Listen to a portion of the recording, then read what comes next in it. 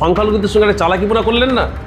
আপনি যদি সেই ওয়াকাফ আইনটা লাগু করবেন পশ্চিমবাংলা জমিনে, তাহলে আপনি শুরুতেই বলতে পারতেন যে আমি পারবো না, সংখ্যালঘু ভাই তোমরা তোমাদের মানে মসজিদ মাদ্রাসা মক্তব ঈদগাহ কর্মস্থান তোমরা নিজেরা বাঁচাবার চেষ্টা করো।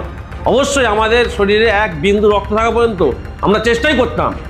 আপনি বলেছিলেন এক সময় যে পশ্চিমবাংলায় যদি কেউ এই মানে ওয়াকাফ নিয়ে আন্দোলন করে তার থেকে এসে আমার থেকে বড় শত্রু হবে না।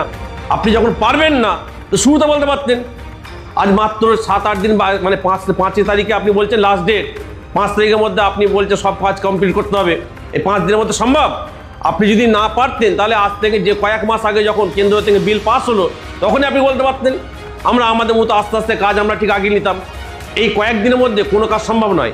আপনি যেটা করলেন একটা বিশাল অন্যায় করলেন। কেন?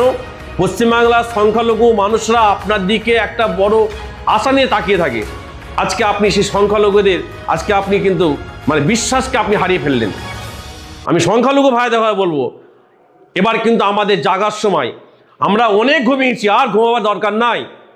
বহু ভয় খেয়েছি। আল্লাহ রসুলের জন্য আমরা এই ওয়াকাফ সম্পত্তিকে বাঁচাবার জন্য আমি প্রত্যেককে বলবো আপনার এক বাক্যে সবাই প্রতিবাদের কণ্ঠ জাগান, কোনো আপোষ করবেন না।